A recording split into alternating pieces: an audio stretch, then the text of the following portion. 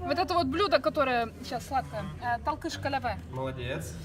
Азарт, переживания, радость победы – все как в настоящем чемпионате. О том, что настольная игра Мелих-Зине может быть настолько увлекательной, участники Сибирского форума татарской молодежи не предполагали. Суть игры в том, чтобы первым увидеть на карте и у соседа общий символ. Но главное – дать ему правильное татарское название. И тут многие изображения поставили в тупик молодых людей. Мне понравилось игра тем, что можно узнать очень много татарских достопримечательностей, видных деятелей и самих названий национальных блюд. Я узнала, как по-татарски будет волк, также как выглядит флаг крымских татар, сибирских татар.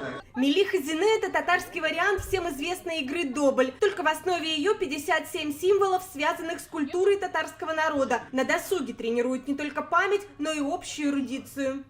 Игра очень интересная, познавательство. В ней указаны все татарские национальные символы, исторические моменты, различные памятники, украшения, истории, искусство. Ты так неспешно берешь? Также в ней указаны все национальные герои, поэты, писатели. Создатель Мелих-Зине – преподаватель английского языка Салават Сурмятов из Екатеринбурга. Для молодежи уральской столицы он организовал татарский разговорный клуб. А чтобы встречи проходили разнообразно, придумал Мелих-Зине. Первый тираж в 100 экземпляров разошелся по всей России. Әлбәттә, бу уен кешеләрне кызыксындыра, кешеләр кызыксына, сураша, видеолар шушы уен турында җибәрергә сорый. Второй тираж создатель доработал, теперь игра сопровождается картой с описаниями символов на татарском, русском и английском языках. В Мелих-Зине теперь играют не только татары, но и люди других национальностей. Өченче тиражда чыгарасыбыз килә бер брошюраны, ул 3 телдә булачак һәм анда сез һәр бу символларның аңлатмаларны таба аласыз. Мелих-Зине стала педагогической находкой для руководителя татарского разговорного клуба Салавата Сурмятова. Своим опытом он поделился на Сибирском форуме татарской молодежи. 7 яшькә җиткәч, мин күчтем татар авылына, Кызылбай дип атала. Кызылбай. Тәрҗемә беләсезме?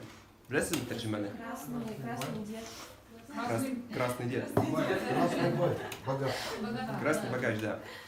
На занятиях по татарскому языку полный аншлаг. Знания у всех разные, а желание одно – свободно говорить на родном языке. Семья в этом случае не всегда источник знаний. Проблемы с татар телен очень бар. Вот Ирак күбрәк Татарстаннан кешеләр әзрәк сөйләшәләр татарча. Гаиләдә сөйләшмиләр. Для многих жителей Сибирского федерального округа уроки родного языка – роскошь. Например, в Новосибирске совсем нет школ с татарским этнокультурным компонентом. Курсы татарского языка в Центре национальных культур запустить не могут, нет учителя. У нас большая ассимиляция в Сибири, и большинство говорит на русском, особенно городское население. В деревнях говорят на татарском. Было бы очень хорошо, если бы Татарстан выделил нам преподавателя по татарскому языку, чтобы мы здесь уже офлайн обучались. От невозможности изучать татарский язык появился разговорный клуб татарского языка в Екатеринбурге и оказался востребованным. Опытом уральских соседей вдохновились не только в Новосибирске, но и другие города Сибирского федерального округа. После глухой согласной тоже будет идти глухая согласная. Это раз. То есть мактаб, ке. София Хайруллина, Рустам Салтукиев, ТНВ Тюмень.